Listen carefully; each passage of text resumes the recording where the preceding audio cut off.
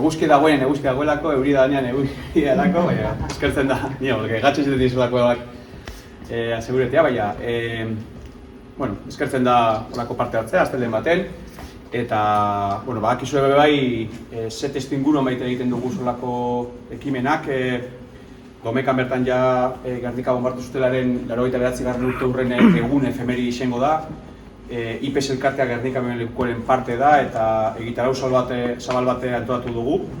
Besteak beste baitere, IPES beti zaitzen da, unean unekakoaren araberako ekimen bat gutxinez egiten egitarau horreri noiteko gure ekarpena egiteko.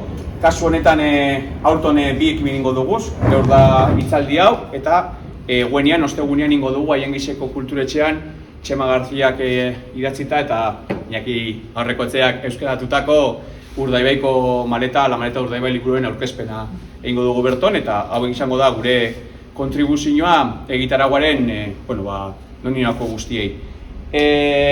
Jakin badakizue bai, horregaz batera baitere, aipatzea gu beti IPES-neko analogikoa da, eta gu beti saiatzen gara horrelako ekarpen mutxu batzuk egiten eta memoria dosierra egiten dugu, memoriaren inguruen egon diren notizia ezberdinen bildumo bat egitea eta uste dugu baitere horrek laguntzen duela baitere ez ulertuteko baitere efemeride zehatz batzuei begira, horrek guztia dagoen garrantzia zaratago, arreta bakarrik jartzeko baizik eta memoria atzo eta nondik gatozen ulertu eta interpretatzeko aukera baten diguna, baina batez ere gaurkoa eta biharkoa eraldatzeko bitarteko bezala ulertuta, horrelako euskarri laguntzen gaituzte baitere memoriaren balioa eta memoriaren inguruan egon daitezken eztabaida ezberdinak purtsuet landuti eta hor usten dutzuet lagungarri badan eta ez badan, hor bertan itxi eta berrerabiliko dugu beste norbait egin da.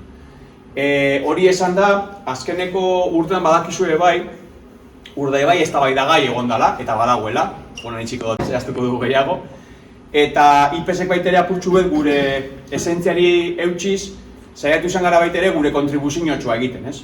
Badakit badaunila baitere eta jakitun gara, indar bizi ezberdinek baitere, abiapuntu, ezaugarri eta hausnarketa ezberdinetatik, baina helduleku berdinetara saiatu izan garela apurtxu bet gure ekarpenak egiten, uste dut hori baitere balioan jarri behar dugula, ez? Askotan, eragileok edo elkarteok daukagulako joera guretik hasi, guretik bukatu eta ondoan zer dagoen, nor dagoen, zer pentsetaren inguruko noiteko elkar gurutzaketarako aukerarik eta bitartiko izugula jartzen. Uste azkeneko 3 urteetan bereziki Urdaibai eta Bustuialdean saretze eta sinergiak sortarazteko aiteko joera on bat badagoela, uste dut horren emaitzarik handiena izan dela Guggenheim Urdaibai bera proiektu bezala, bertan bera utzi izan edo ustera behartu izan duela herritargoa eta hori garaipen handi bat da. Baina batez ere aurrera begira baitere badauzkagu galdera oso potoloak, ez? Eta IPES-ek dio moduan, bere lero nagusia dio moduan, ez utzi galdetzeri da gure leitmotiv nagusina eta gure bureri baitere galdetzen jarraitu behar diogu. Eta orain galdera nagusi bat dago eta orain zer, ez? Eta batez ere Urdaibai eta Bustualdea dinotaz bi kontzeptuekin da gauza ezberdina direla, baina ulertzeko, porque askotan kontzeptu nahiko manikeo, baina erabilia izan dalako, une honetan badauzkagulako baitere erronka nagusi batzuk gaur eta bihar. Eta esango genuke, eta hau IPES-etik behintzat beti izan dugulako, betikoa izan dana, porque benetako eztabaida inoz ez da izan Guggenheim bai Guggenheim ez, bezik eta Busturialdea eta Urdaibai etorkizuna, orain eta etorkizuna, zer, nola, norantza, zertarako, norentzako eta barrak.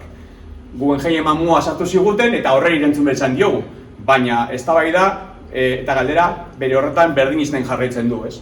Eta uste dut baitere, inteligentzia kolektiboa martxan jartzeak laguntzen gaitula baitere, eztabaida horreri bere heltzeko eta gure indar bizioi baitere saretzen jarraitzeko eta sinergiak sortarazteko. Inteligentzia kolektibo horren baitan, garrantzitsua da baitere, ez zerotik ikastea, beste ikasgai edo beste esperientzatzotik ikastea, agian, baliagai alen zaizkigun, hainbat ondorio ata ditzakegulako, eta agian igual ez, baina hori baitere, iruditzen zaigu pertinente eta beharrezkoa dela, ez? Eta norabide horretan, oingokoan, heldu nahi izan diogu esperientzia bati, ez? Esperientzia bati, uste dugulako baitere, behintzat, eztabaidaren baitan, zer horreri erantzuteko, galdera asko baditugu eta galdera horiei baitere jarri behar dizkiogula baitere izena, kontzeptuak eta ideiak. Eta joan barra baitere definitzen, ez? Eta bueno, guk behintzat IPSek gure bokazioa beti izango da, espazioak sortzea, agian galdera berdinari erantzuten jarraitzea, igual erantzunik potolorik esateratzea, baina behintzat inteligentzia korrektibo horretarako baitere bitarteko izatea, ez? Jada egon diren esperientziatatik ikasi, ezagutu, elkartrukatu, eta nolabait ere, guretzako lagungarri izan daitezkeen ondoriak ateratzeko bitarteko do ubide izatea. Eta zentzu horretan, hemen daukagu Joseba Garmendia, aditua eta aditua, ekonomia irakaslea EHUn, baina gauza askoz gehiago ere bada, irakasle izateaz gain, militante politiko bat urteetakoa, eta bere esperientziatik ere, irakasgai eta ondorio asko baitera atara izan dituenak.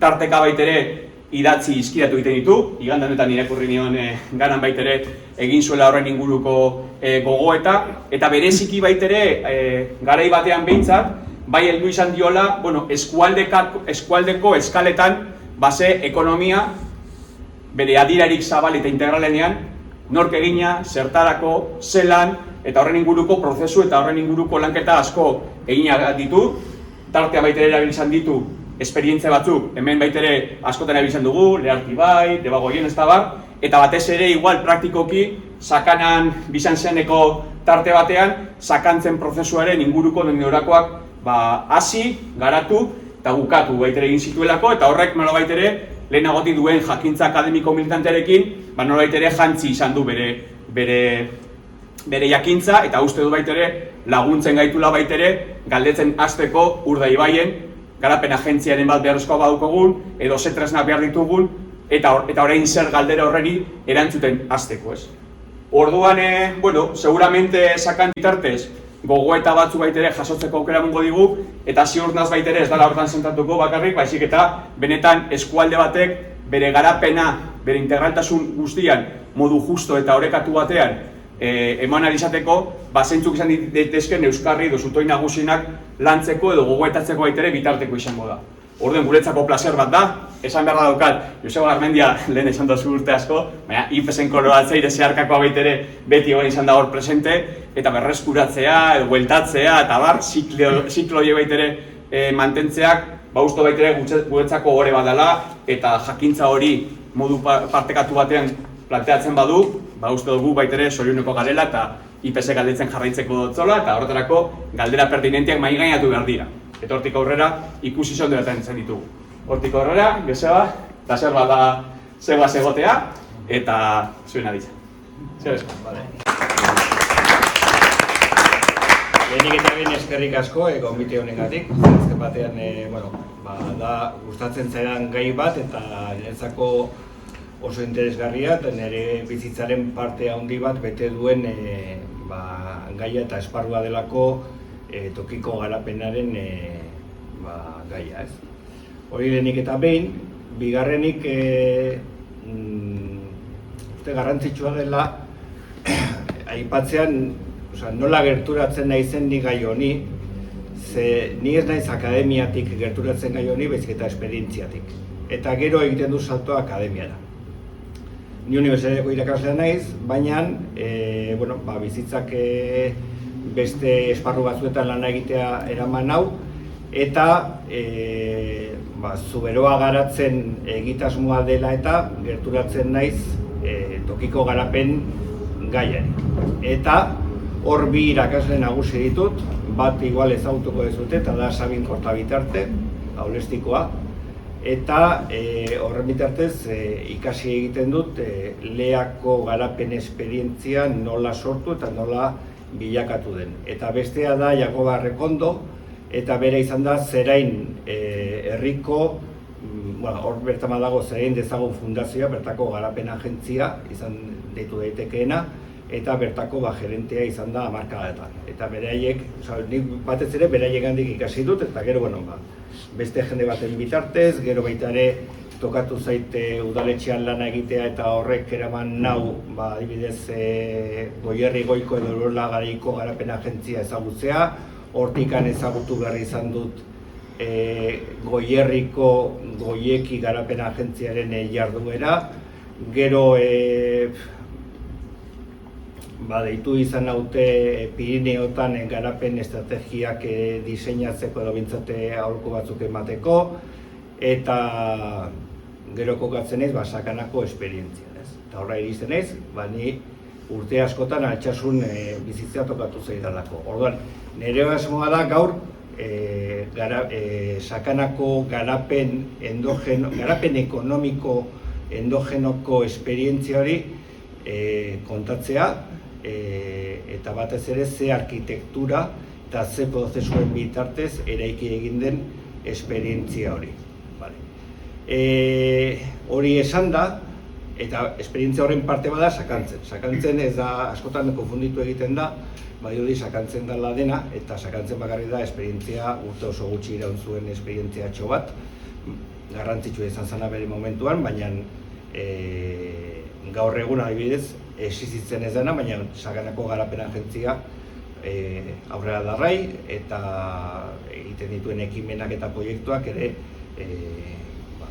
bilakaera bat izan dute, eta hendik ez zutik daude, asko. Hori alde batetik. Eta gero, azkeneko lehen apuntea da, nik eskualde honi buruz ez dakit ezarraz. Bai?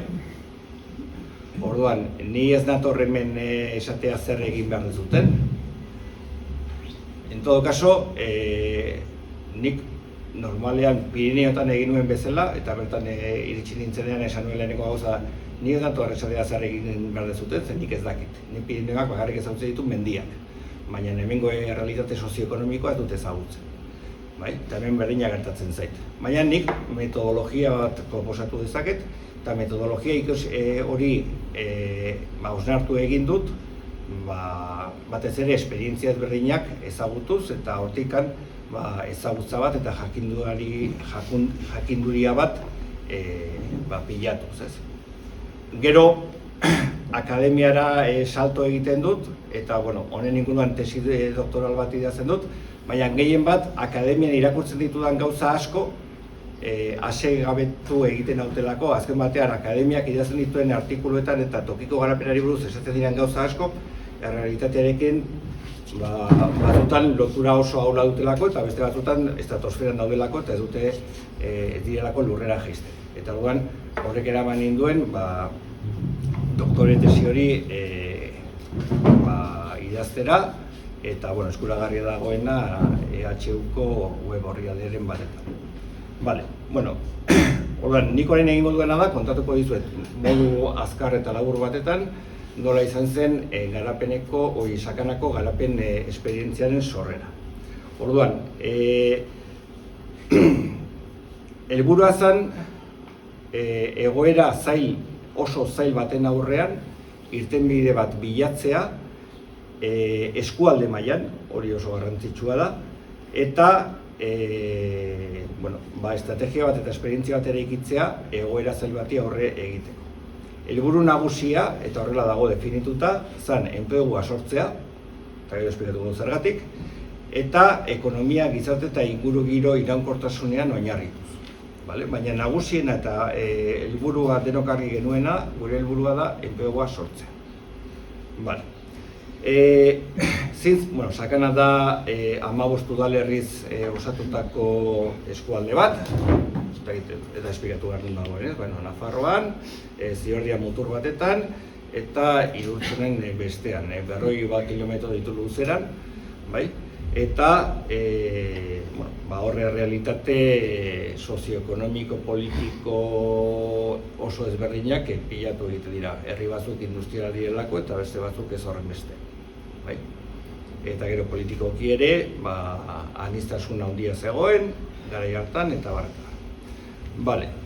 Orduan, nik esplikatuko dut, nagusiki prozesuaren bilakaera zein izan da. Ze urratsak eman diran, eta nondik hasten geran, eta ze egiten dugun, eta horrek ze emaitzak ematen dituen, ze nolako fruitu onak eta gero inkluso porrotak izan ditugun, eta gero amaituko du pixka bat ondorio batzuk hartzen, ezaugarritzen prozesua, ze irakaspen garrantzitsuenak azpimarratuko nituzkenik eta azken ondorio batzuk ematen. Eta gero ja, eztabaidan sakondu dezakegu. 2008an, krisia egiten du eztanda mundu mailan, edo bueno, mintzate mendebaldean, eta horrek sakanako eskualde batetan langabezia ia ez egotetik pasatzen gara langabezia 20-25%ra maila batzuetara pasatzen gara. Orduan, hor gutxi gorabehera 2000 lanpostu desagertu egiten dira, hitz egiten 25.000 biztanle dituen eskualde batetan. Eta orduan, egoera oso larria suertatu zen, horrek erantzun sozial bat ekarri zuen, bi dinamika osagarrien bitartez, bat izan zen sindikatuena ohikoa dena beraien enpresak ez ixteko edo lanpostuak mantentzeko egiten duten eta egin behar duten presioa, eta bigarrena izan zen, zegoen erantzun sozial bat sindikatuena gainditu egiten zuena, eta beste eragile batzuk ere batu egiten zuena. Eta eragile hori aglutinatzen zuen eragilea zan abian sakanan bizi eta lan elkartea. Eta hor, norbanako batzuk parte hartzen zuten, baina gaitasuna zuten alderdi politiko ezberdinak batzeko, sindikatu ezberdinak batzeko, eta herri ezberdinak batzeko, eta hainbat ekimen egin zituen, batez ere erantzun sozialeko ekimenak egin zituzten, greba egunak, paro egunak, manifestazioak Iruñara, eta bar, eta bar. Horan, momentu horretan ematen den erantzun mota da Nafar gobernuari eskatzea soluzio bat. Eta hartan, Nafar gobernuan UPN zegoen, Barcinarekin, eta Lourdes Goikoetxea zen industriako sailburua, eta esan beharra dago, garai haietan, hori aldatu da bintzat formalki orain, baina garai haietan, garapenaren, sustapenaren eskuduntza, esklusiboa zutela erkidegoek dutela, eta udaletxek ez zutela. Gero udal legea aldatu egiten da, eta hori bintzat formalki sartu egiten da, eta esaten da udaletxek badutela, edo udalek badutela gaitasuna sustapen ekonomikoa bideratzeko. Orduan, erantzun motari izan eskatzeko, Nafar gobernuari eskatzeko. Orduan, iristen da momentu bat, langabeziaren bilakaera 2012 arte igo egiten da, batez ere lanpostuak galdu egiten dira metalurgia eta metalgintzaren inguruko sektoreetan eta azpisektoreetan, eta hor lanpostuen erdia galdu egiten da. Langabetu kopurua 600-etik 2008-ra pasatu egiten da, langabezi tasa 8%-tik 26%ra, segun eta ze iturri hartzen dezu, batzuk dira 20%, eta egoera hori sortzen da batez ere 8 enpresa itxi egiten dutelako. 8 enpresa dira enpresa potenteak, 100 langile baina gehiago dituztenak eta desagertu egiten dira. Batzuk itxi egiten dute eta beste batzuk lekuz aldatu egiten dira. Zaragozara eta baina gehienak itxi egiten dute. Eta 8 enpresa bakarrik 1153 lanpostuen desagerpena suposatu zuen. Esan beharra dago, enpresa txikiek, 50 langile baina gutxiago zituzten enpresek, askoz ere hobeto aguantatu zutela. Eta hori nahiko esanguratsua da. Ze enpresa txikiek beren lanpostuen 21% galdu egin zuten, eta aldiz enpresa ertain eta handietan 50 langile baina gehiago dituzten enpresetan erdia, 50%. Orduan, hor, inflexio puntu bat ematen da 2011 urtean. 2011 urtean, abianek planteatzen duena da, eta beste mugimendu osagarri batzuk ere bazeuden, beste kezka batzuk norabide berdinean, eta planteatzen da, oso ondo dago, benetan eskuduntza eta garapena sustatzeko muskulo finantzieroa duen Nafar gobernuari gauzak eskatzea, baina goazen hausnarketa bat egitea gure artean, ea hemendik zerbait egin dezakegun, eskualdetik ea zerbait egin dezakegun. Eta orduan, 2011ko ekainean deitu egiten da sakanako larrialdi maila. Sakanako larrialdi maila horretan parte hartu zuten udaletxe ia guztiek, alderdi politiko guztiek, batzuk behin bakarrik etorri ziren, baina denek pasatu ziren hortikan, sindikatuetan pasatu ziren ELA, LAB eta UGT, komisiones ezan sartu, eta Sakanako enpresarien elkarteare parte hartu zuen. Eta horretaz aparte, beste eragile batzuk feminismotik edo gazte mugimendutik ere parte hartu zuten. Naiz eta hor bi plano egin ziren. Eta bi planotan banatu zen, horko larrialdi maila edo krisi maila hori bi planotan banatu egin zen. Bazan plano operatiboa eta hor bakarrik parte hartzen zuten sustapen ekonomikoan aktore aktiboak ziren eragileak, eta hori dira udaletxeak, alderdi politikoak, sindikatuak eta enpresariak. Eta gero zegoen batzorde nagusiago bat, non eta ja beste eragile sozialek ere parte hartzen dute. Orduan, bi planotan banandu egin ziren eragileak. Hori egin zen, ez genduelako ikusten adostasun batetara itxi zitekeela, baldin eta Sakanako enpresarien elkarteak biltzen baldin bazan gaztetxekoekin plano berdina. Eta orduan, operatibidadeagatik bilatu genuen banaketa hori egitea. Irekia zen, parte hartzailea, de hecho jarri ziren funtzionatzeko irizpide batzuk, eta irizpide horiek ziren ez begiratu atzera, baizik eta aurrera begiratzea, irekia izatea, parte hartzailea izatea, eta adostasunak bilatzeko espiritua izatea. Vale. Kontestua. Momentu horretan, inor gutxik sinisten zuen hor adostasun bat lortuko zenik. Zergatik? Sakana garai hartan nahiko liskartsua omen zelako eta orduan liskarrak zeudelako plano ezberdinetan. Alderdi politikoak beraien artean moko joka zeuden, eta ez bakarrik abertzaleak besten kontra, baizik eta abertzaleen artean ere bai. Gero noski, Nafar gobernuan UPN zegoen, eta orduan UPN-eren Sakananeko egitura politiko abertzale dauka, eta orduan hortalka oso garbia zen. De hecho, hor zegoen esaldietako bat zen, Nafar gobernua beti Sakanaren kontra aktuatzen du. Neurri batetan egia izan daitekeela, baina gero baita ere konfabulazioa konspirazioko tartea ireki egiten da, eta orduan edozein gauza jasaten duten Nafar gobernuak eraginda izan dela, enpresa bat ez etortzea, eta batzutan ez zen horrela. Sindikatua beraien artean, eta ez bakarrik ELA eta LAB alde batetik eta Komisiones eta UGT, baizik eta ELA eta LAB beraien artean ere mokoka zeuden, eta gero sindikatuak Sakanako enpresarien elkartearekin ere bai, Sakanako enpresarien elkartea udaletxeekin ere bai, eta gero udalerriak beraien artean ere bai, batzutu. Orduan, inork ez pentsatzen hortik ez aterako zenik, baina eta azkenean lortu egin zen.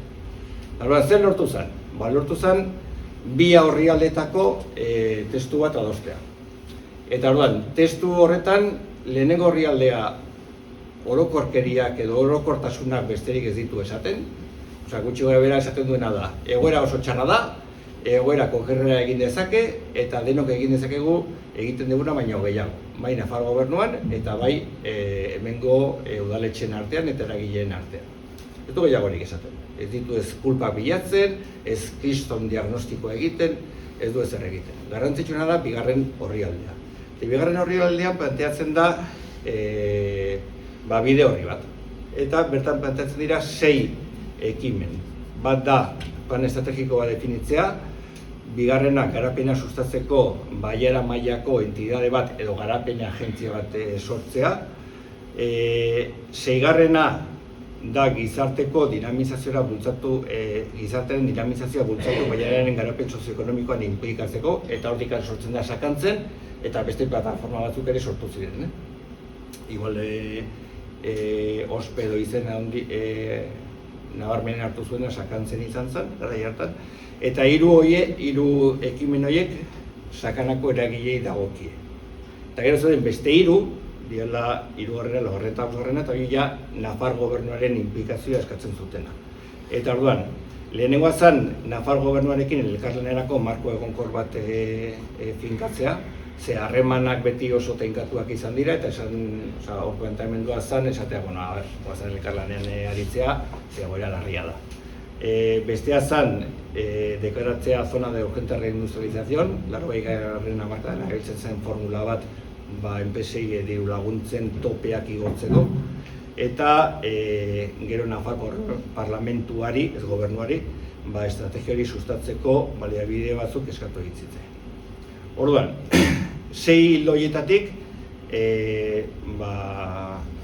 bintzate UPNren legealdian, aktibatu ziren sakanako eragilei zegokienak, besteak ez.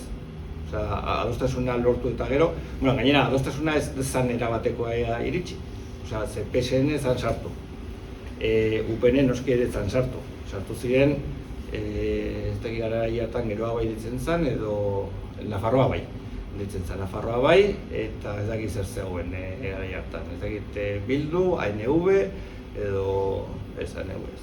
Nire gogoratzen, oso memoria txarra dukat, ezagitarako. Eta orduan, hor pixka bat aldatzen duena gauza da UGT sartu egiten dela. Eta horrek albideratzen dio, sakanako enpresarien elkarteari ez du sinatzen, baina esaten du ados dagoela eta argazkian agertzen dela. Guk beti hori kontenplatu dugu, adostasun bat bezala.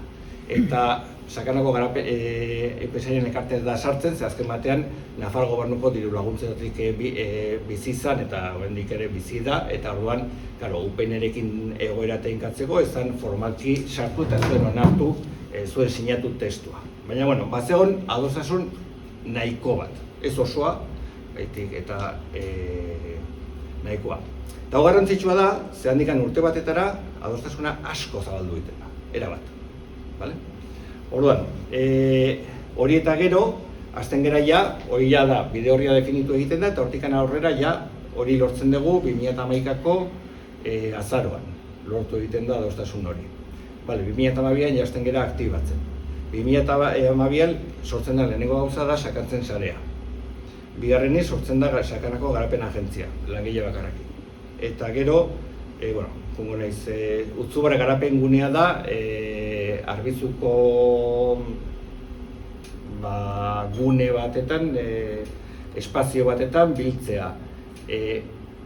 Jadanik bazegoen Zederna Garalur garapen agentzia, zeia bazegoen garapen agentzia bat, eta gu beste berri bat sortu genuen, eta hori nahi bezute gero esplikatzen dut. Sortu berria zen garapen agentzia berria, sakatzen sarea, eta sakanako enpresarien elkartea leku berdina sortu genitu. Eta hori ditu genian Utzugar garapen gunea. Sinergiak sortzeko nahiarekin, eta giro ona eta elkarlana sustatzeko gogoarekin. Gero hori funtzionatu du, batzutan funtzionatu du, beste batzutan ez. Sakandu Sakin Consulting, kooperatiba bat, eta horrek dinamizatuko du plan estrategikoa. Dinamizatuko du plan estrategikoa bi arrazoiengatik. Lehenik eta behin, aholkularitza bati eskatzea plan estrategiko bat, igual 50.000 edo 60.000 euro kostatuko zelako, eta garapen agentziak eta sakanako mankomunidadeak diru hori ez zuelako horretarako. Eta bigarren arrazoia da, plan estrategiko gehienak 80 edo 80 denek berdina esaten dute. Tokiko plan estrategiko pila bat irakurri ditut eta denek berdina esaten dute. Orduan, denek berdina esateko, horretarako dezuela 50.000 euro ordaintzen, eta orduan egin genduna zen, sakatzen den bitarte sortu gendun kooperatiba bat, lortu gendun jende bat inplikatzea, tartean nire ikasle pare bat eta gero lagun batzuk, eta esan gendun, gu egiten dugu kooperatiba bat, eta gu dinamizatuko dugu plan estrategikoa. Horrek ez du esan nahi plan estrategiko hori txarra zenik, baina plan estrategiko baten gauzari garrantzitsuena maila honetan, eta garrantzitsua da, ez da kalidadea. Baizik eta lortzea prozesu horretan eragileak eta batez ere enpresarioak inplikatzea zentzu horretan. Hemen dago lehenengo irakaspena eta da funtsezkoa. Eta plan estrategiko bat enpresan gauza bada, eta lurralde batetan edo tokiko eskala batetan, eskualde batetan edo udalerri batetan beste gauza bat oso ezberdina da. Diferentzia asko daude, baina garrantzitsuena da enpresa batetan plan estrategiko bat onartzen denean da de obligado cumplimiento para todo Bizkaia. Bai? Eta hori denok asanblearioan onartu dezakete, kooperatiba batetan adibidez, baina denek bete behar dute hori. Aldiz, lurralde batetan, eskualde batetan plan estrategiko bat onartzen baldin bada, inori ez zaio behartzen hori horrekin alineatzea. Orduan, funtsezkoa da, eta hori da diferentzia nagusiena, eta zaindu egin behar dena epe motzera, erdira eta luzera, da eragile askoren implikazio edo alineazio borondatezkoa. Eta hori da funtsezkoa. Eta horretarako, horrek dena determinatzen du. Bai? Zeguk zailtasun asko izan ditugu, zentzu horretan. Segun eta nor zegoen sakanago garapen agentzian, edo segun nor zegoen zer enpresa garrantzitsuan, ezan inplikatuko, eta ezan inplikatu, denbora batez, eta gero, azken batean, lortu behar dezu borondatezko atxikimendua. Eta hori funtsezkoa da. Eta da klabea. Horra, segunetan nola hasten diren gauzak, funtzionatu dezake, edo betirako porrotera eraman dezakezu proiektua. Horra, Sakin Consulting hori egitzen. Zan talde bat, dinamizatu zuena plan estrategikoa, eta batez ere, eta beste arrazoi bat, eta da, aholkularitza bat, kontratatzen dezunean, zu plan estrategikoan lortzen dezun jakinduria eragileen ezagutza nola pentsatzen duten, eta bar, dinamizatzaileak kanpokoa baldin badira, gero ja badoaz, kanpora, eta ezagutza guzti hori galdu egiten da. Aldiz, nola bertakoak ginen eta gu dinamizatzen genuen, ezagutza hori bertan geratu zen, eta beste momentu batzuetan erabili izan ziren lotura batzuk edo harreman batzuk errasteko eta bar. Vale.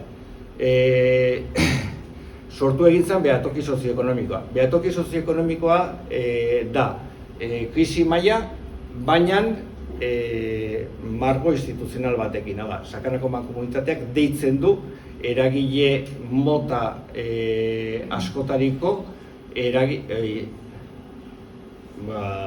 elkarteak edo asoziazioak edo biltzea. Alderdi politikoak, sindikatuak, enpresariak, eta gero gizarte zerbitzuak, lanbide heziketako zentroak, batzutan baita ere beste ikastetxe batzutakoak, emakumeen zerbitzuak, horre, zerbitzu horiek, baina lehen larrialdi maila zana, elkarte batek deitzen zuena, bianek deitzen zuen bilera, orain mankomunitateak bildu egiten du eta eman dio operatibitate instituzional bat.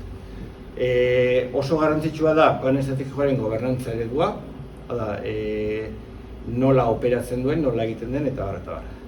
Eta gero baita ere eskatu zen, udalek aurrekontuetan esfortzu bat egitea garapenerako baliabidez hornitzeko. Garai hartan uste zirela 50.000, 15 udaletxeen artean. 50.000 euro ez da zerrez. Garapen agentzia bat entelako. Bale, lehenengoarekin hasiko nahi, sakatzen sarea. Bale, sakatzen sarea sortzen dugu lagun talde batek, konturatzen garelako ez dela garrantzitsua zer egitea, erabakitzea, baizik eta nork eta nola egingo duen. Hala, tokatu zitzaigun ematea, igual 8 hitzaldi eman genitun, 2009-2010 urteetan, sakanan zehar, eta bilera guztietan ateratzen ziren ideiak. Hau egin beharko litzateke, eta hau egin beharko litzateke, eta hau eta orduan konturatu ginen, hori da, hemen haziak egotzea bezala. Espaloian haziak ez da ernetzen, orduan behar duguna da baratza. Orduan, baratza zer da? Baratza kasu honetan, da ekintzailetasuna sustatu eta bideratuko duen gizaki talde bat. Esperientzia dunak, gogoa dutenak, eta bar. Eta orduan, sortu gendun, emprendimiento sozialeko esperientzia bat, non eta bildu ginen 100 pertsona, eta hor proiektu batzuk lantzen hasi ziren. Zegoen eskema superperfekto bat, eta hau egin behar dugu, hau lortuko dugu, oso ambiziosoa, porrot egin zuen, kenduta 2 edo 3 proiektu, baina bere garaian balio izan zuen. Balio izan zuen, Nafar gobernua ikusteko, nola, de hecho, Diario de Navarra atera zen, segurako publizitate ematen sakantzeni, zegoelako norbait zerbait egin nahi zuela eta egiten ari zana. Eta orduan pixkat, balio izan zuen baita ere mentalidadea aldatzeko. Eta hori oso garrantzitsua da eta bukaeran aipatuko dut.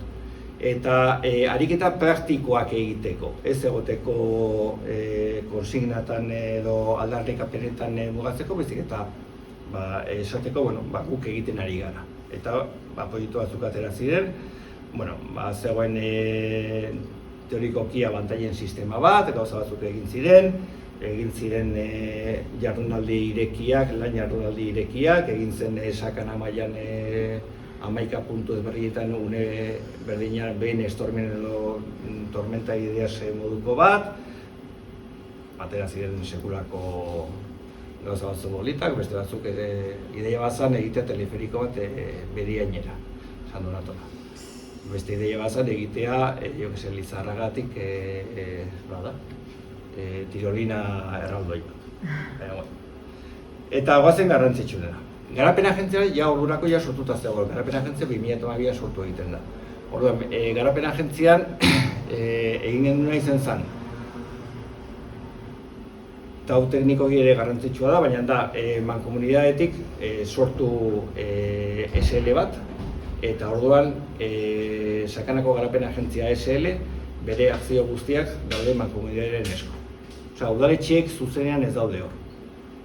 Eta hori egin zen arrazoi batengatik, eta da, azten balin maginan, udaletxe guztien atxikimendua lortzen, entidade hori sortzeko, eta hori, hasiko ziren eztabaidak, ea nork zema boto dituen, eta besteak zema boto dituen, eta besteak zema boto dituen, eta berein arteko liskarra sortuko lirateke gauza horien inguruan. Esan beharra dago, behatokian ez dagoela erabakiak hartzeko sistema bat. Funtzionatu dugu beti unanimidadea edo adostasunaren bitartez. Ez dago sistema bat esateko zu sindikatua zera eta zure botoa balio du horren beste, zu alderdi edo udaletxe bat zera eta zure pole. Oraindik ez dugu horren inguruko inongo eztabaidarik eman. Ja pasatu dira 2002tik 14 urte. Orduan, egin genuen SL bat sortu mankomunidadetik horrelako eztabaidak egitatzeko. Eta orduan nola ja mankomunitatea da, mankomunitateen daude udalerri guztiek, eta orduan ja zuzenean atxikituta daude.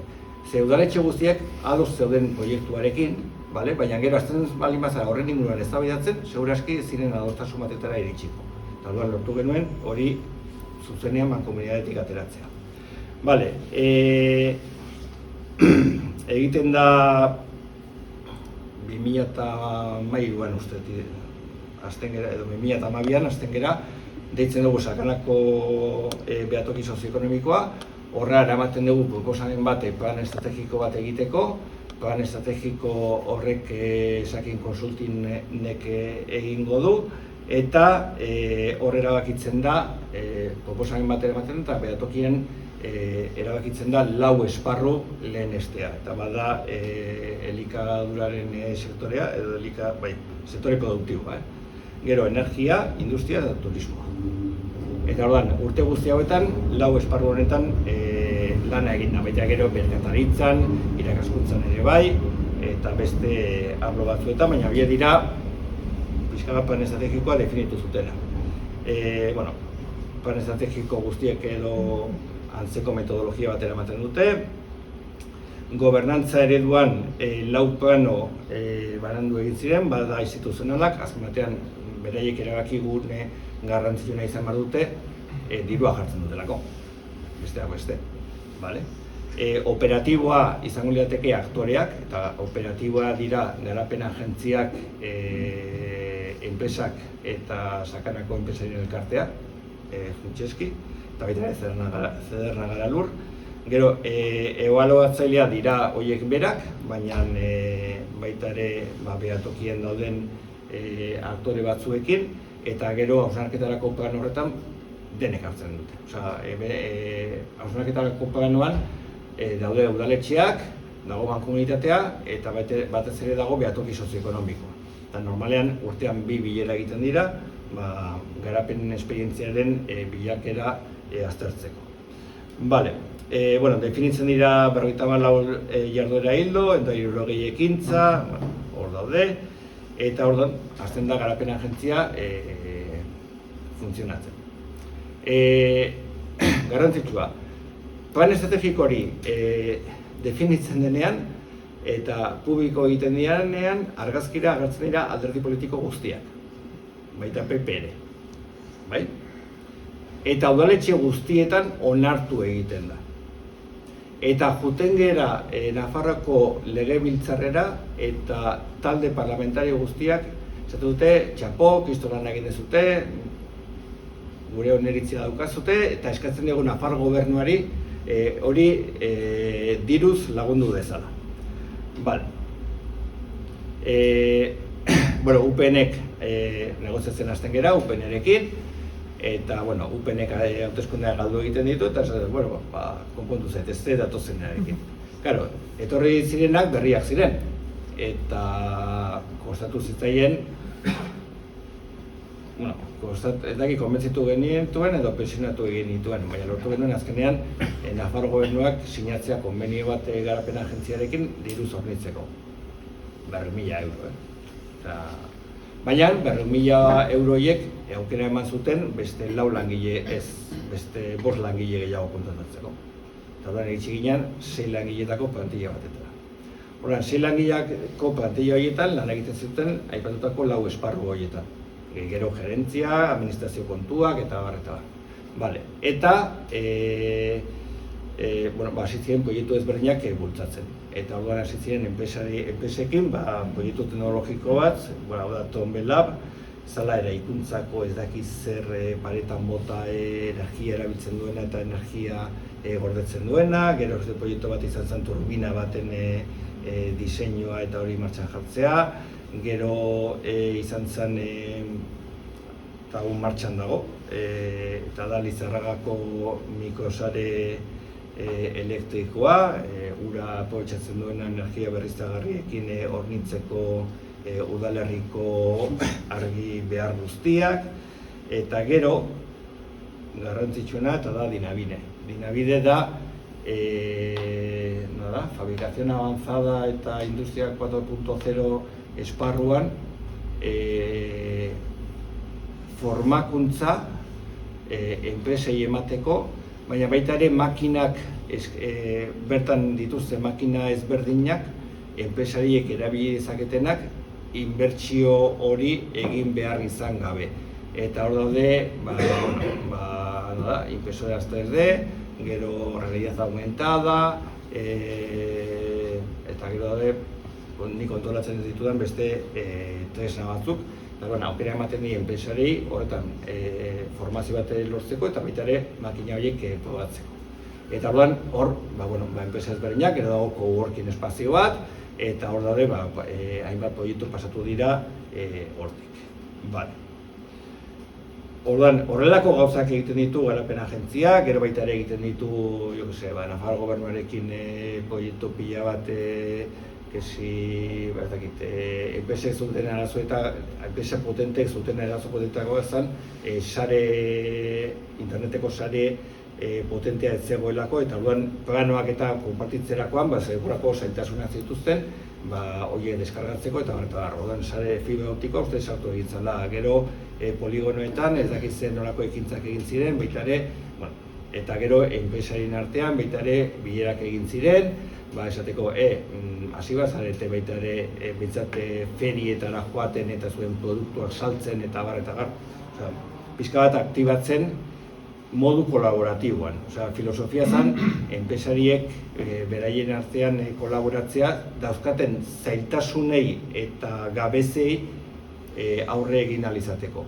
Guk egin duguna da izan da kopiatu Goierrin egin dituen beste esperientzia askotatik. Esan beharra dago, gauza batzuk funtzionatu dutela eta beste gauza askok ez dutela funtzionatu. Eta garapen agentziek ikasi dutela da, askotan enpresarie funtzionatzen dutela modu oso pasibora. Garapen agentziak egin dezala eta oso implikazio gutxirekin. Orduan, hor baita ere lana egiteko modua ere aldatu egin da. Garapen agentziak. Baina hori da ikasketa prozesu etengabe bat. Gauza gehiago. Gero egin ditugu adibidez, hemen adibidez daude Sakanako enpresa industrial 123 enpresa eta berein arteko harremanak testeatu egin ditugu. Harreman komertziala, nori saltzen dio, eta hori dira harreman guztiak, hauek izango dira harreman jarraitu eta sendoak, hauek dira baliokatea, badakigu enpresa batek zen nolako hornitzaileak dituen eta gero horiek zen nolako hornitzaileak dituzten eta bar, lau etapa atzera egiten dugu, eta orduan, hori izan da pixka bat egin dugun ibilbidea. Garapen agentzia bat zer da niretzako? Garapen agentzia bat da udaletxe batetako kultur dinamizatzaileen oso antzekoa. Kultur dinamizatzaile zer egiten dute? Askotan diru asko baldin badute, kontratuen bitartez, eragile, antzerkia edo musika edo zera ekartzea. Dirurik ez baldin badago zer egiten dute?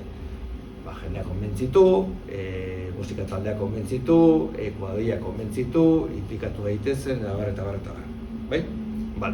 Garapen agentziek, ni dakidala, ez dago garapen agentzia bat, kenduta igual hiriburuetakoak, diru laguntzak ematen dituztenak. Goiekik, adibidez, niretzako dela eskualde industrialetan dagoen referentziazko potenteena, ez du diru laguntza bat bera ere ematen. Ematen du sari bat, ez dakitea proiektu edo enpresa bati edo urtean behin, eta ez da diru asko, eta punto. Horan, bere egiten dutena da dinamizatu. Eta dinamizatu da enpresarien konportamentua edo jokabidea aldarazi. Izan daitezela askoz ere ambiziosoagoak, erronka planteatu. Goiekik adibidez egin zuena izan zen. Juntzan kafe erengana eta kafe eta indar eta beste enpresa bat, enpresa potentei eta datorei, esan ziren, planteatu erronka teknologikoak. Behar bada ja konponduta dituzuenak, bai? Eta egingo dituguna da, erronka teknologiko horiei, enpresa multzoi eman. Enpresa multzoak dira, enpresa txiki, ni 50 baretik bera ja txiki deitzen ditut. Eta orduan, eta mikroenpresei, eta bereiek ea gai diren erronka teknologiko horri aurre egite. Eta orduan, zegoen proiektu bat, zala kafek basan mortuetako trena egiterakoan rejilla bat, eta haizean sartuko zen edo aterako zen, baina area ezen sartuko edo olako erronka bat. Erronka hori ja soluzionatuta zaukaten, Suediatik edo horrelako herrialde batetik pieza hori ekartzen zieten. Lortu zuten konturatzea, zegoela gaitasun teknologikoa erronka horiei aurre egiteko Goierriko enpresen artean. Orduan, hor beste dinamika batzu sortu egin ziren.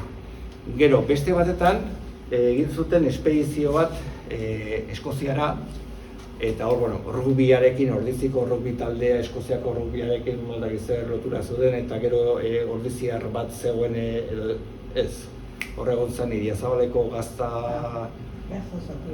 zati bat eta Eskoziarekin lotzen, eta azkenean, ateazan misio komertzial bat, non eta joan ziren enpresari multzo bat Goierritik Eskoziara.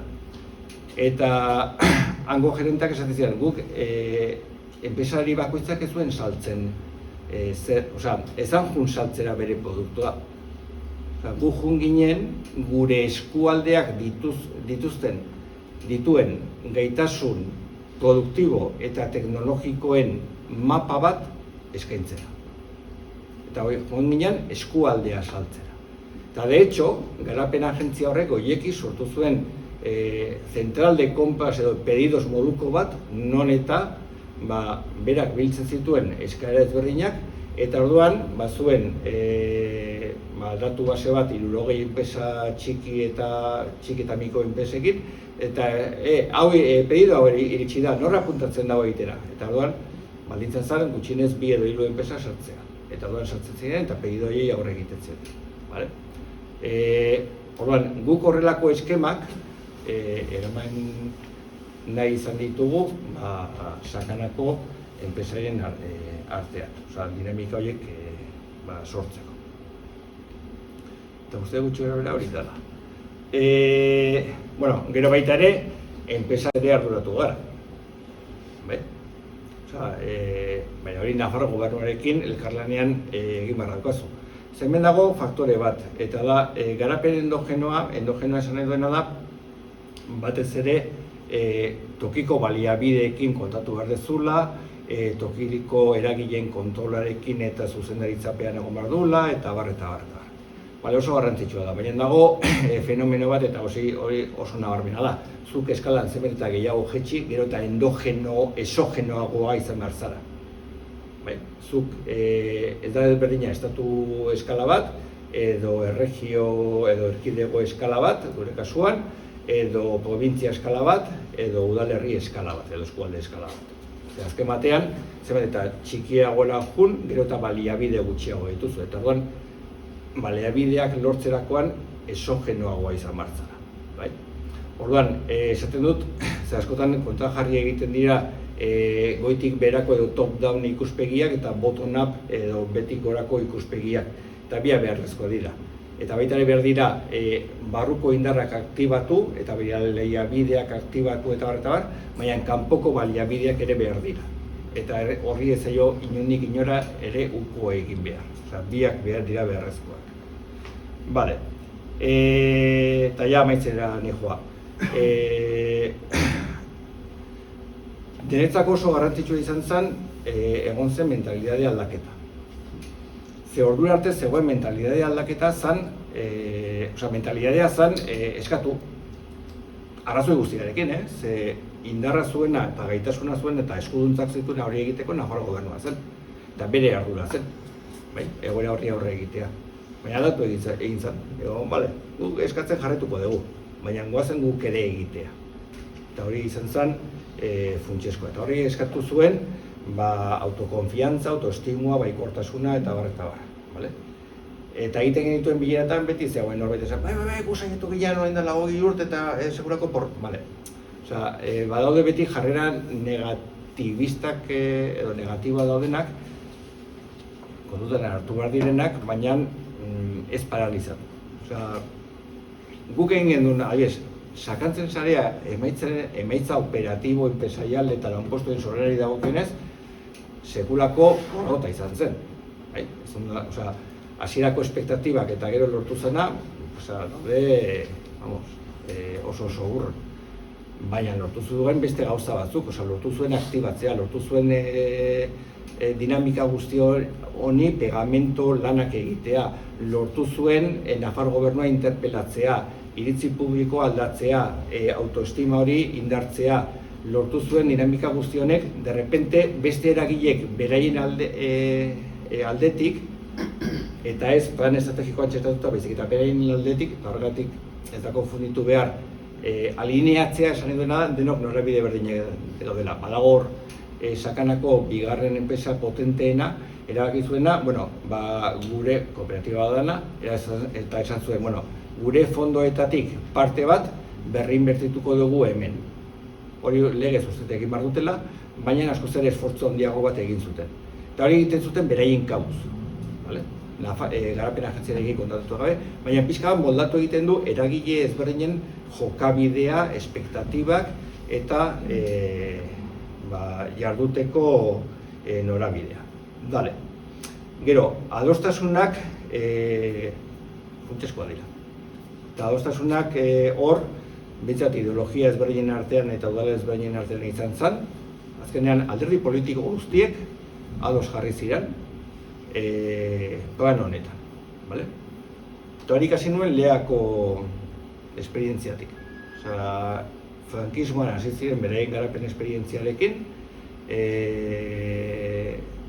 udala hauteskundeak hasi zirenean, bi indar nagusi zeuden, Herri Batasuna eta Eusko Alderdi Jeltzalea, eta gai honetan erabaki zuten, niri kontatu didatenez, elkarrekin joatea. Osea, ez erabiltzea gai hau liskarrerako. Horren,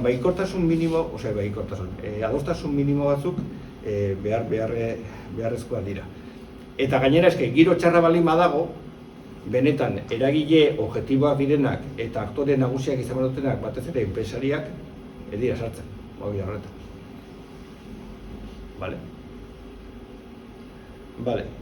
Horrek esan edu adostasuna erabateko izan behar dela, ez. Guretzako funtsezkoa izan zen UGT sartzea larrialdi mahaiko adostasunean. Horrek albiratu zuen sakanako enpresarien elkartea erdi sartzea. Lortu genuen UPN esatea bilera batetan, eske ni ados nago, baina eske goitik esaten diate ezin dudala sinatu. Lortu genuen PP lehenengo bileran esatea bai erabat ados dago, eta bigarrenean esatea ez baldin badezute jartzen guztionen erruduna dela alderdi abertzaleak eta sindikatu abertzaleak ez dugu sinatuko. Eta denek erantzu dioten, markatu. Hemen ja irizpideetan zan adostasuna bilatzea goazela eta ez erruak inori botatzea. Gero, hau garrantzitsua da niretzako, eta da igual plano teoriko bat, eta niretzako ikusten dut askotan egoera liskartsuak egon daiteke eta igual hau adibide bat izan daiteke, baina herrietan eta eskualdeetan objektiboki aukera gehiago daude adostasunetara iristeko bintzat plano hauetan. Eta esplikatzen naiz. Udaletxeak ez dituzte definitzen, udaletxe planotan edo eskualde planotan ez dira definitzen ez politika fiskala, ez politika laborala, ez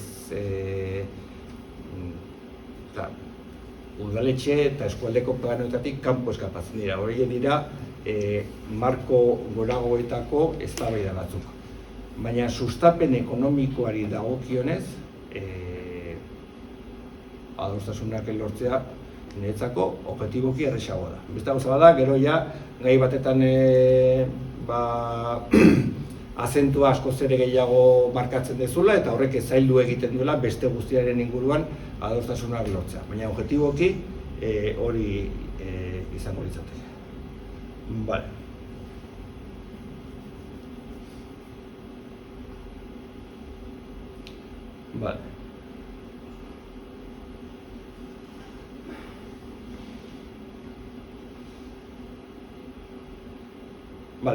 Eta gero beste gauza garrantzitsu bat. Eta ze horrelako eztabaidak eta momentu batetan gatazkatsuak izaten ari gara.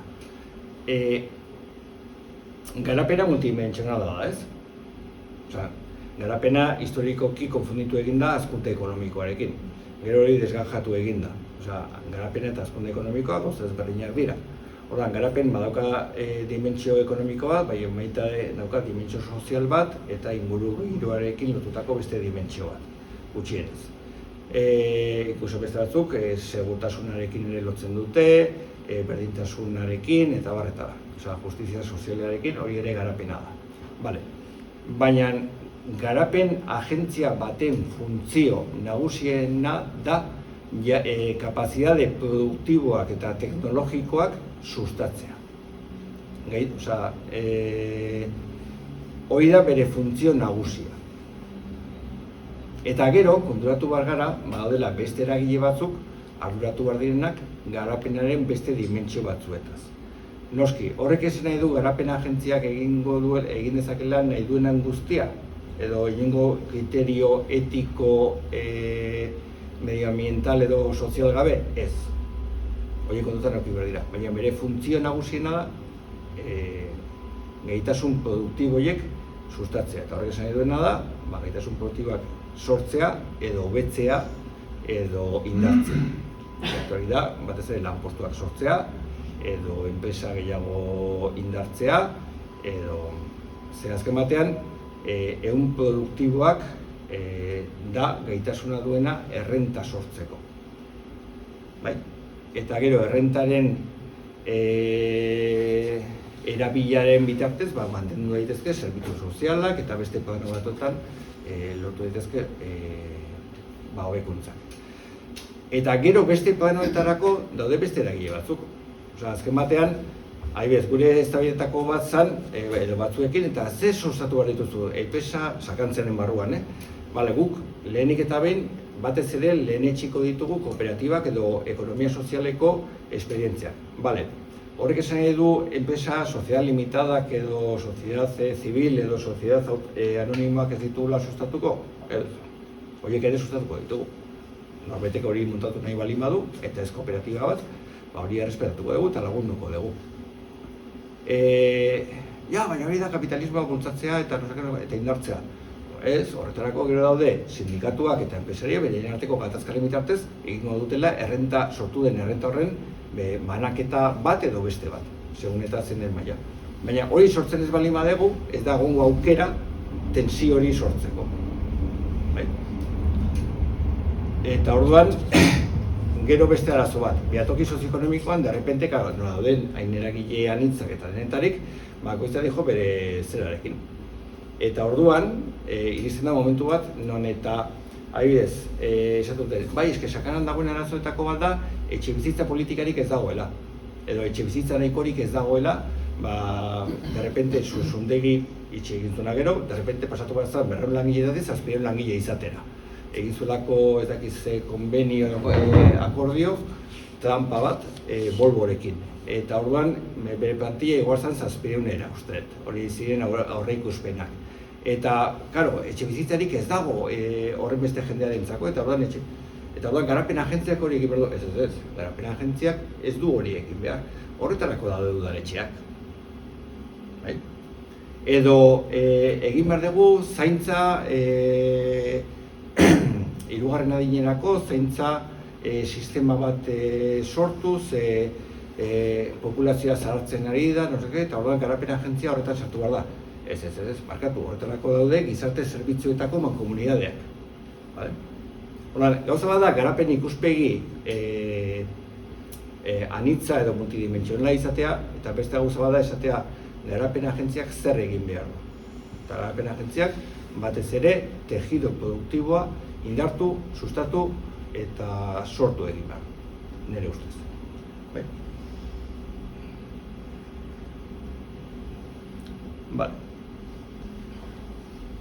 Hori da.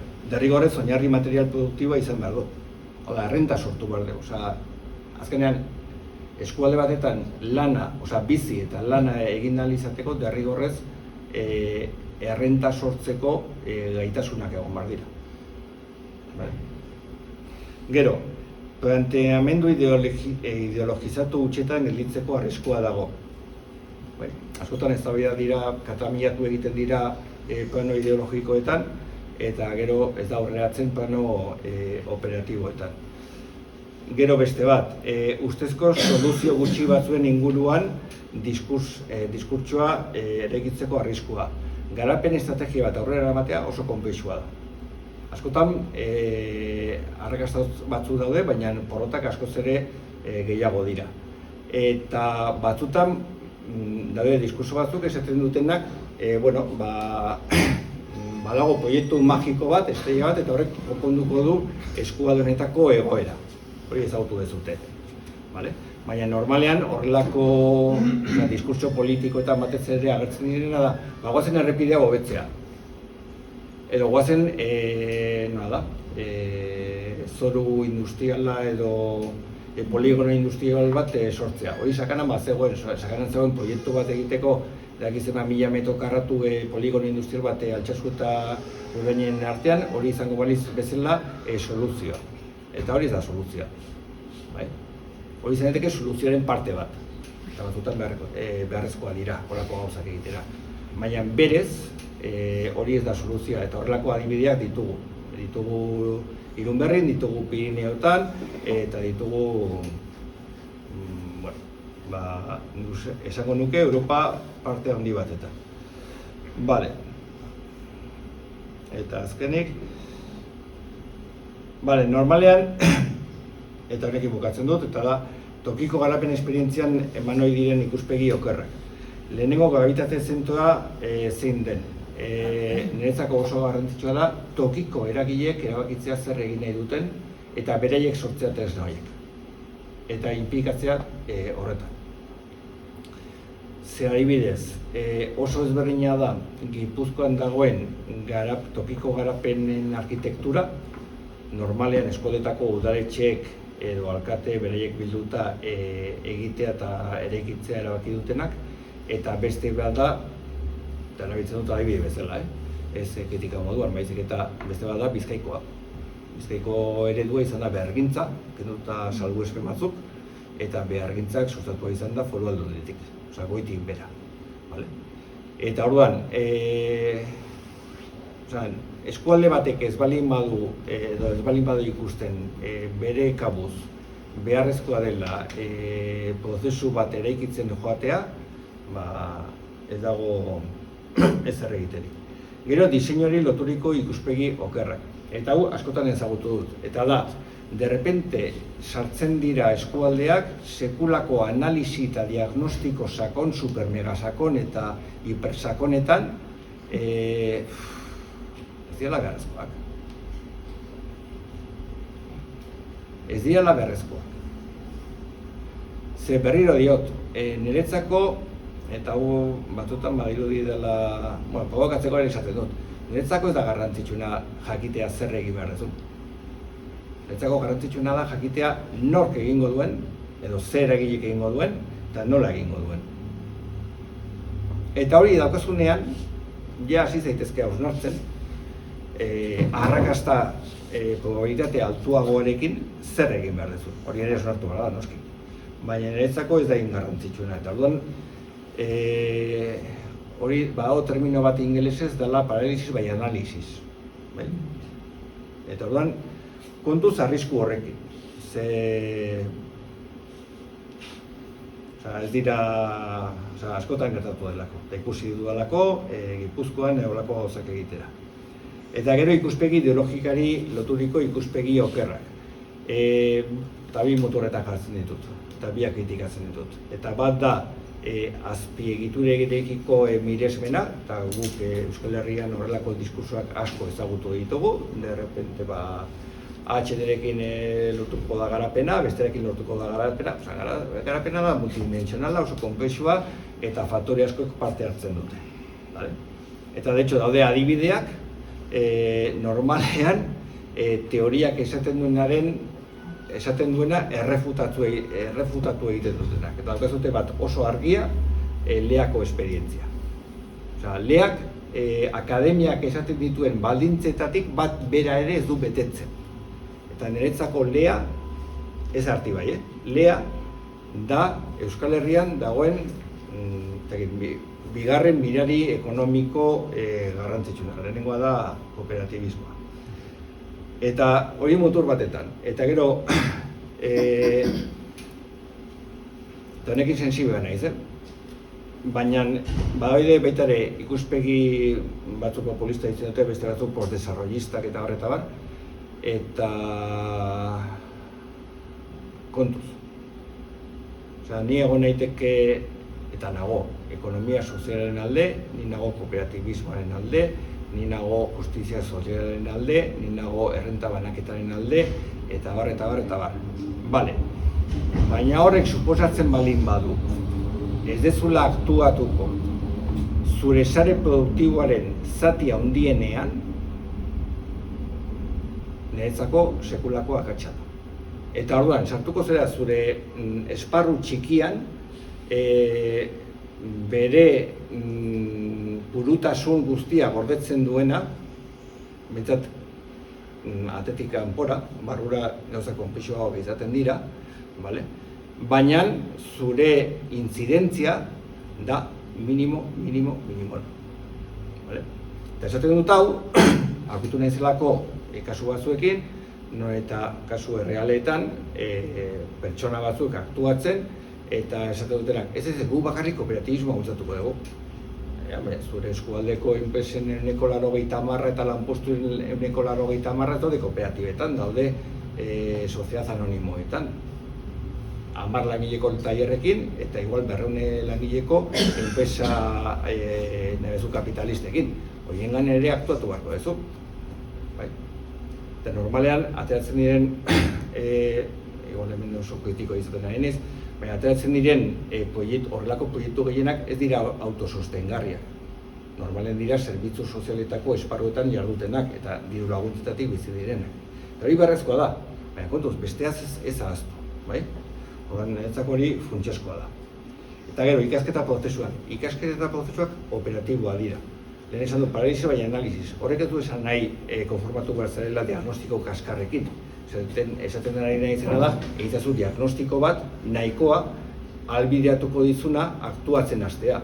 Aktuatzen eta arkitektura bat sortzen zoazen heinean ezagutza eta jakinduria gehiago metatuko duzu eta diagnostiko hobeak egingo dituzu, ez. Eta orduan, hor daude, hausnarketa, antolaketa, diagnostikoa, plangintza, gauzapena, ebaluazioa, hausnarketa, hor dago ezagutza eta gaitasun metaketa prozesu bat. Eta garapen esperientziak gero eta konplexuagoak bihurtzen dira, gero eta sofistikatuagoak bihurtzen dira, eta hori gustatu da. Baina, karo, ez bali badago, hasieratik hasten bali batzara sofistikatasuna bilatzen, ez bali badago inor hori dena aktibatuko duena, ariketa intelektual bezala oso ondo egon daiteke, baina praktikan ez dezu zer egingo. Hau da dena.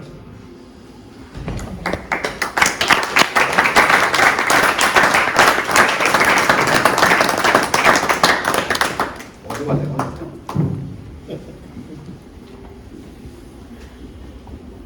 Eta tartean irekitzen dugu, ezta? Leako proiektu da, leako proiektu kuriosua da, alde baten dago gisaguru eta beste mugan beste alderrien dago Ispaster. Eta desberdintasuna baria da, Ispasterreko zona industriala, Foru Aldundiak inposatuneko zona industriala bada, utzi dago, eta beste mugan leako zona industriala. Hori da, behar izan batetik, jentearen implikazio batetik eta historia luze bat eraman zuena Sabin Kortagaritarteko pelikula horretan. Baina nik adibidez, da bigarren gauzi da, eskualde honetan garapen agentzia bat nik uste dut diseinatzen ari direla. Baina diseinatzen ari dira gizartea kanpoan utzita. Hau da, enpresari talde batek dauzenak izen bategaz agrupata zuzentzen ari dira garapen agentzia hori.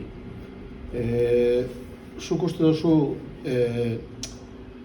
garapen agentziak behar duela gizartean implikazioa, behar duela hezkuntzaren implikazioa, behar duela implikazio zabalagoa, zer ez dela beti gauz egiten txiringo bardinak eta oso efektibitate gutxigaz.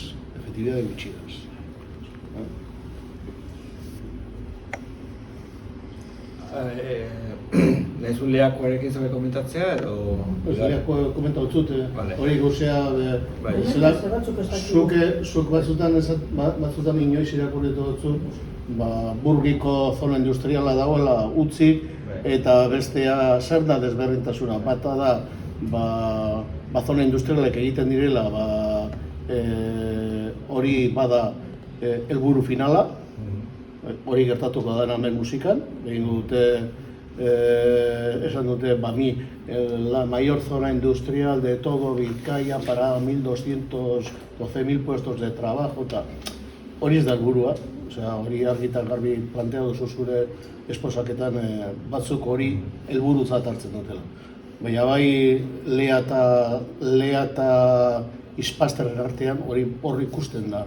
Ganea daude kolindantea dira, Lekitxo dago puntan da kolindantea dira. Ispasterren dago krematorio bat eta bino roldan, eta hori Lea Artibai, Leako gizaburun daude, ez dakit, 200 lanpostu, 300 lanpostu, eta berriro usteot ampliazio baterako proiektu bat egiten. A ver, akademiak esaten duela, 50. hamarkadan egin zirela lurralde garapen estrategiak zirela goitik berakoak. Hau da, gobernu, eskala goiko batek erabakitzen zuen lurralde horietan zer egin behar zen. Eta normalean, bi aktuazio hildoen bitartez operatzen zuten. Batzan, azpiegiturak mugikortasunerako, hau da kapitala mugitzeko, eta bigarrena da, enpresak lokalizatzea leku konkretu batetan. Ordan, enpresa bati, ematen ziztean diru laguntza bat, kokatzeko, Extremadura edo horrela. Eta orduan, batzuek funtzionatu dute, baina beste esperientzia askok ez dute funtzionatu, goitik berako estrategia horietan. Eta Italian badago termino bat, dirala catedrales en el desierto. Hau da, batez ere Italiako hegoaldea industrializatzeko egon ziren apustuak, izan ziren diru laguntzak ematea enpresei, hegoaldeak kokatzeko, baina diru laguntza hori enpresa horiek kokatzen ziren, inguruan ez zuten inungo ehun produktiborik, enpresa auxiliarrek sortzen, eta horregatik ditzen zitzaion catedrales en el desierto. Eta diru laguntza bukatzen zenean, enpresa botatzen zen bere lekura. Horren bi adibideak Euskal Herrian, dira Burgiko zera,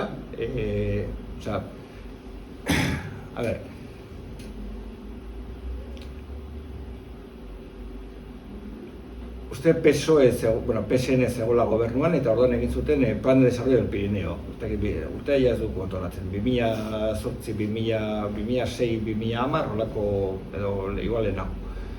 Eta orduan, zuk hartzen duzu plan hori, eta daude 200 milioi.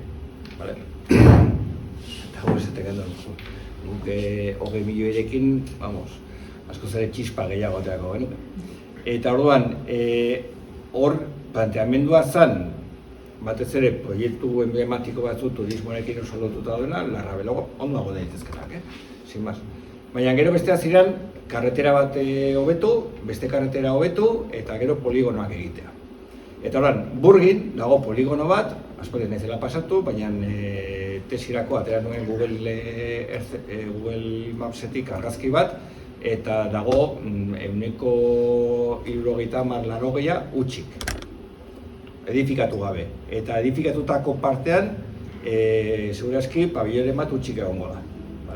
Orduan, izan nahi duena da, azpiegitura horiek sortzea ez du albidetzen garapena gero lanpostak sortuko direnek.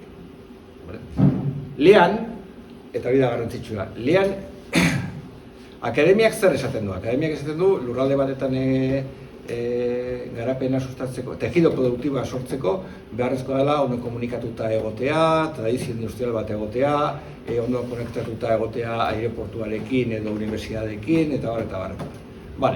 Lea da, Bizkaiko mutur batetan dagoena, autobiatik oso urrun dagoena, bi portu pasatu egin behar dira horra iristeko, inoiz edo ez dagoen tradizio industrialik, lehenengo sektoria da, eta derrepente dago hor poligono industrial bat, eta 200 piko lanpostu industrial dauden. Leak ditu 2000 biztanle, eskualde horrek.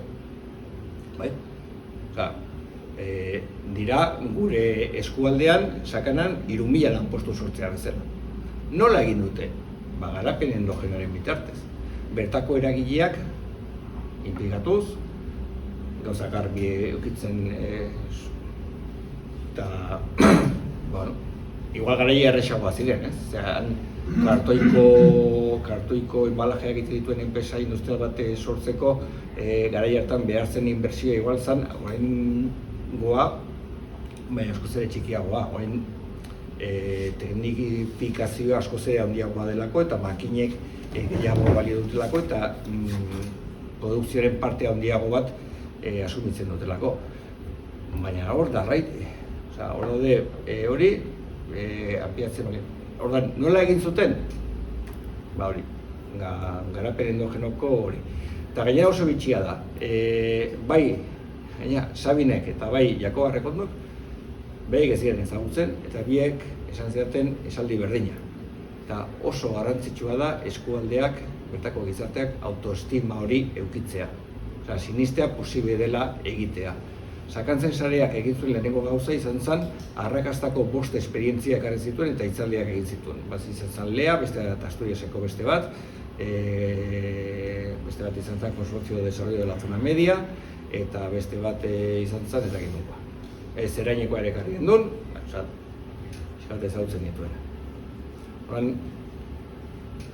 Hori oso garrantzitsua da. Gero, garapen agentziaren modeloaren inguruan. Nik eskatzen diona garapen agentziari da izatea eraginkorra. Eta eraginkorra izatea esan duena da, izan dela proaktiboa. Eta Bizkaian dagoen eredutik alde egitea. Eta gerturatzea gehiago Gipuzkoako eredura. Bizkaian dagoen eredu nagusiena da behargintzarena eta behargintza batez ere lana egiten du langabezian dauden pertsonekin. Eta hori egiten ditu politikaz de empleo. Eta nik hori egin beharko da eta egin behar da. Baina behar da zerbait egiko duena autonomia operatibo bat, egiko duena lantalde profesional bat, ikasteko gai izango dena eta bere gaitasuna fintzeko denbora eta aukerak izango dituena sustapen ekonomikorako. Niretzako hori da funtsezkoena. Eta egin dezala gutxienez Bailarako enpresa industrial eta garrantzitsuenekin komunikazio jarraitua izan dezala. Hori da niretzako garapen agentzia batek eduki behar duen gauzarik nagusiena. Gero, garapen agentzia batetan mugimendu sozialak edo beste niretzako ez dira sartu behar. Beste gauza bada horren eraikuntzarako eta horren ingurunean proiektua, prozesua eta esperientzia legitimatzeko instituzioei eta batez ere alderdi politikoei eta eragile sindikal eta enpresarialei adostasunerako presio bat eta arduraz jokatzeko presio bat sortzeko, bai. Horretarako bai. Baina gero, la operatiba eguneratasunean, ez. Ez dut ikusten. Mugimendu eragile sozialek, kulturalek, hezkuntzako eta horiek parte hartzen dute adibidez behatoki sozioekonomikoan sakaran. Eta orduan hor kezkak ateratzen dira, eta beharrak identifikatzen dira, eta bar. Horrek esan nahi duena da, behar guztiei erantzuna eman behar dira garapen agentziak, ez. Eta hori, hor daukagu arrisku handi bat sakanan, horren inguruan, eta batez ere beti nago, hau da honetarako. Beste gauzetarako daude udaletxeak, daude mankomunitatea, daude gizarte zerbitzuen mankomunitateak, daude hezkuntza sistema, eta bar. Eta orduan, ze askotan dago joera de, bueno, pakitarme el marron beste bati pasatzen diot. Edo, eta horiei ala egin ez ala garapen agentzia. Ez, garapen agentziaren funtzioa da, ez garapena bere osotasunean, bezik eta batez ere sustapen eta tejido produktiboa zaintzea, indartzea eta sustatzea. Hori da bere egiteko nagusia, han. Errealitate batetan edo eskualde batetan non eta dena oso dagoen lanpostuak non dagoen enpresek oso funtzionatzen dute, enpresak bereien artean koordinatzen dira edo kolaboratzen duten eta lehiatzen diren baita ere eta horiena balin badago igual garapen agentzia dedikatu behar da, langabetuei batea edo beste funtzio batzuetara, sozialagoa, bale? baina nik ikusten duen realitatean, niretzako nagusiena da, tejido produktibo, errenta sortzeko ezinbestekoa den ehun produktibo hori elikatzea eta zaintzea. Hori da niretzako funtziorik nagusiena, zerretarako sortu ziren, Gipuzkoan. Eta Bizkaian dagoen eredua da, goitik berako eredu bat, da behargintzarena, behargintza daude batzuk eskualdekoa bestatu dira la municipalak, eta oker ez bali manago, igual oker nago, gehienek ez dute enpresekin lana egiten. Eta esandako diskurso horretan salbuespen bat egiten dut, eta dira ikastetxe, batez ere lanbide heziketako zentroak. Ze horrek bai balio dute ekintzailetasuna, enpresa proiektuak identifikatzeko, beharrak identifikatzeko, karterak egiteko. Adibidez, Ugasan, Ugasa da Urola Garaiko edo Goierri Goiko garapen agentziak, eta horrek lana egiten du Uberekin dela Urola Garaiko lanbide heziketako zentroa. Eta orduan, hor egin zuten plan estrategiko bat eta konturatu ziren Zakotela Zumarrako ospitala. Zala, garai hartan igual zegoen enpresarik handiena, langile gehien zituena. Eta orduan hasi ziren, ea osasungintzako sektorean ia zer egin ziteken. Baina bi planoetan eta garrantzitsua da, ez bakarrik zaintzan edo zerbitzuetan eta baita ere plano industrialean. Eta plano industrialean eskatu zioten lanbide heziketako zentroa egin dezala bi modulo edo bi grado edo ez dakit nola ditzen dira, eta bazan zaintzaren inguruko eta bestea zan ortoprotesikoaren inguruan. Eta ortoprotesikoarekin konturatu ziren zegoen irakasle bat eta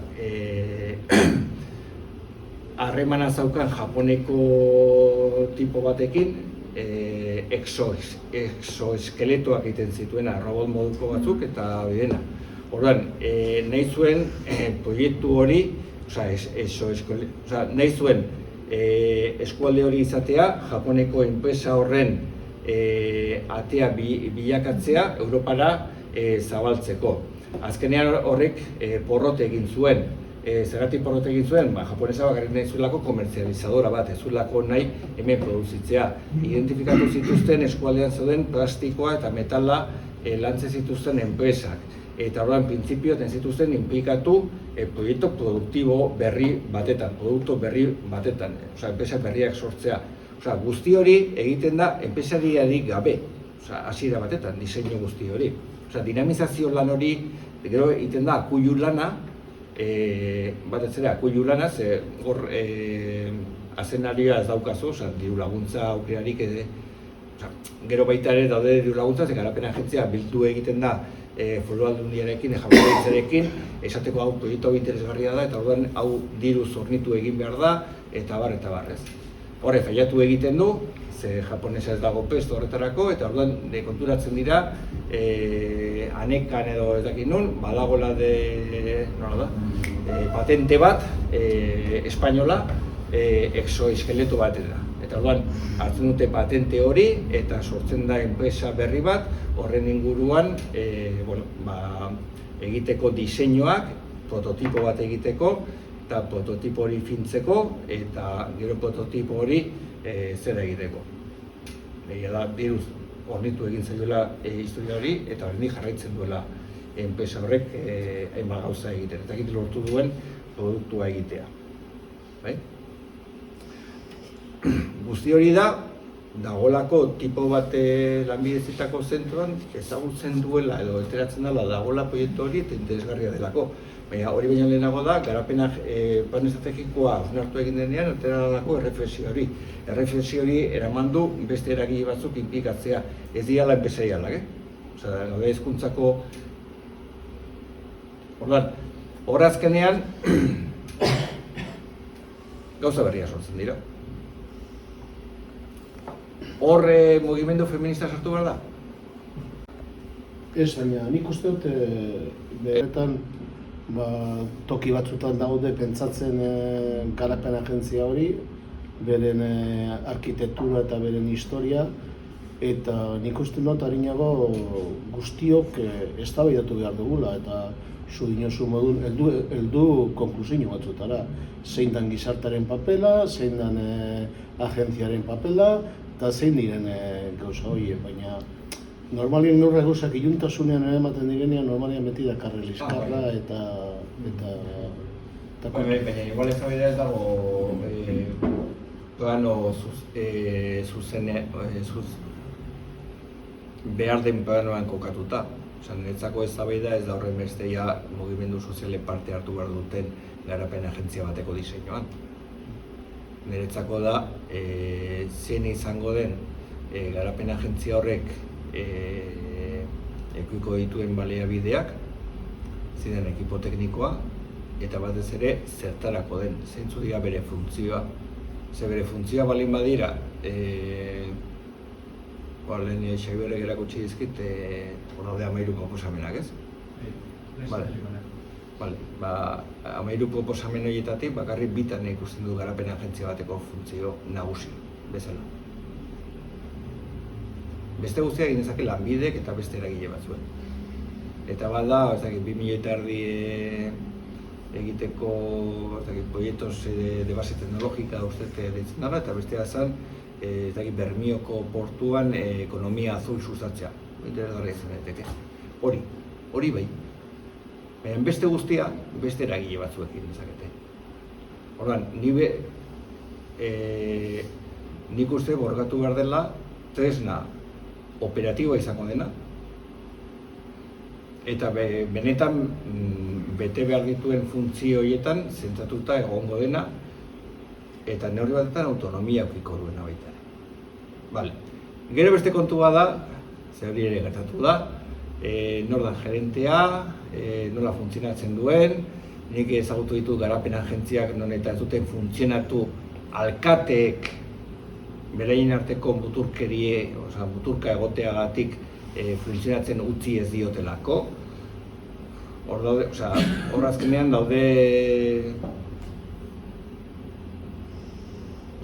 daudela faktore asko gurutzatu daitezkeenak. Baina niretzako klabe hori da. Benetan behar den funtzioa beteko du.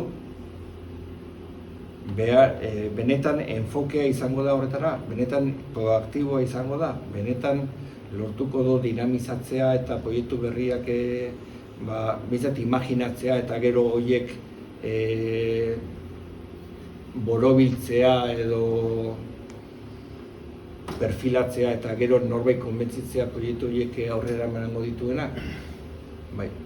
Gero, envolventea nahi balein badezu, eta hori oso garrantzitsua da, eta da legitimizazioa eta bar, hor bai. Eta presio soziala egiteko, lan serio bat egiteko egin dadin eta bar, eta ez daitezen geratu tipiko medida izartxu horietan honekin konponduko dugu, baita ere. Eta gitu lertzen hoitzen zuen. Baina nik eztabaida plan horietan jarri dituzke. Gero, demokratikotasuna adibidez. Demokratiko izan behar da, eta da tresna publiko bat, eta eraman behar duena erantzuna.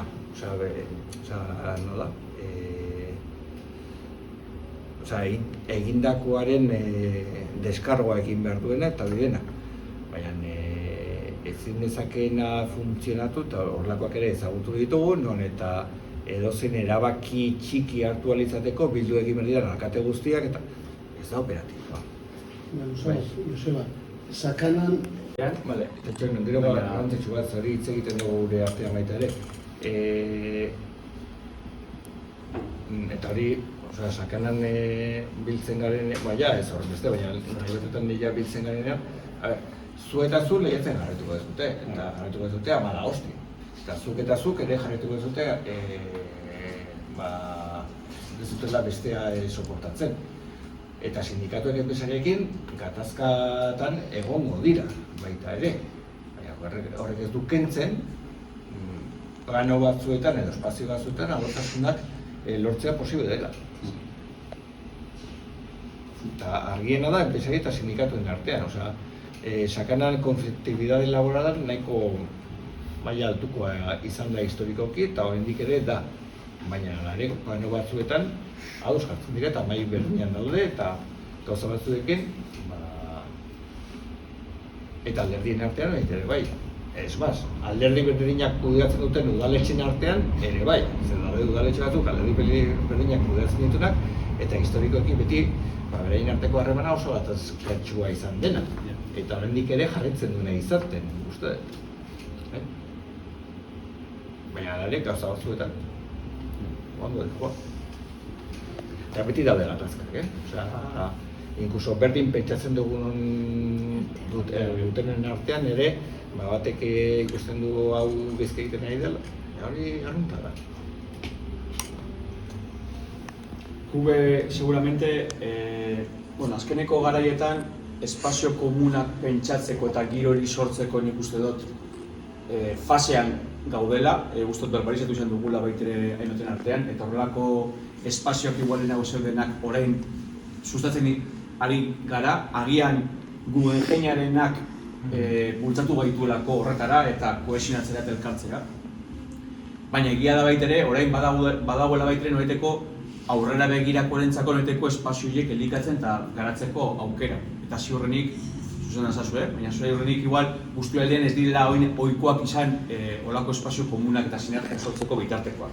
Inkluso, entidade ekonomiko, hezkuntza, instituzional, mugimendu sozialen arteko noreteko ez, elkar espazioak, porque eztabaidatzeko espazio komunak behar ditugu, eta ez ditugu espazio horiek modu naturalean konbibitzen eguneko dasunen. Gernik agoratu zikin dugu horrelako plantamendua, eta zeinetan hemen gauden asko eta entidadetakoak baitere partatu dugun, edo baitere orain ja badago, gu engenur da behi estop izan da kurtsu eta horrein pegamentua esan ezagun, handi batean, eta orain ere badago horren inguruan transizio sokologikoen inguruan baitere horren bitartez nola hori sinergia kanalizatu.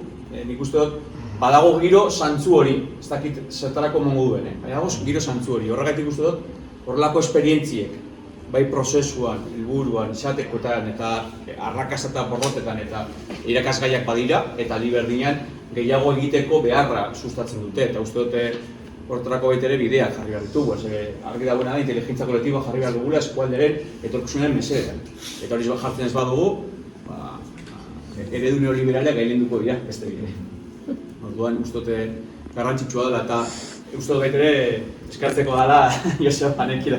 Eskualdaten adibietatik aratago, baina gogoeta oroko horretara baitere eta aplikagarzen daitezkenak, zuk aipatu dituzu, ordokuko eredu oso handi bat, utxik dagoen azpigitura oso bat, kasi utxi dagoena, horra aipatu duzune hori, justo aurrean daukagu. Lortu beharko ganduke musikeko hori ez eitzi. Eta adibidez musikekoa baitere eztabaidagune bihurtu da, badaude justo irakasgai moduan esperientzia ez positiboak edo negatiboa esan zitezkenen eredu posibleak realidade edo aukera gisa egon daitezkenak.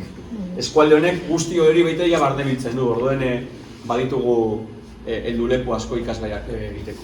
Orduan, ondo behar ditzuzue, hemen usten dugu, porque gehiago elkartu beharko gara. Apunte txiki.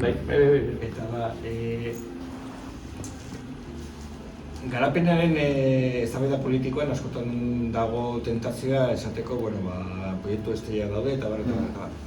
Normalean, garapen agentziak eramaten duten lana, den emaitza epe erdira edo epe luzera ikusten dira.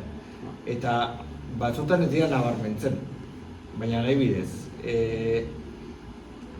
Goierrin, Baiaran, ez da egon horrelako proiektu estrella de lortu dugu, eta goieki ez da inungo momentuan eta ez du aukerarik izan esateko hau egin dugu, eta izen bat egunako lanpostua sortu ditugu.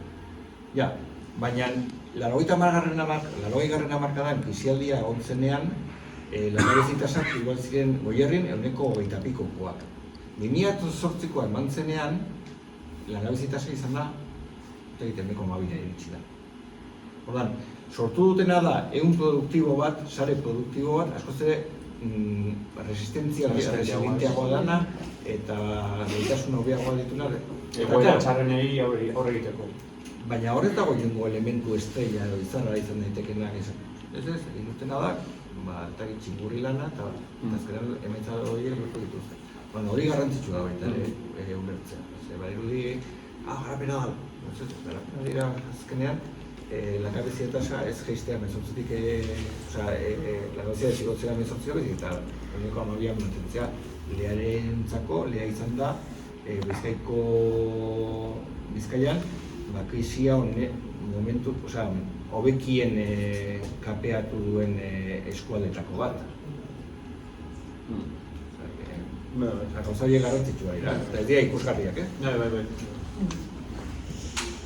Vale, bueno, eskerrik asko Joseba, guztia da ekibetan,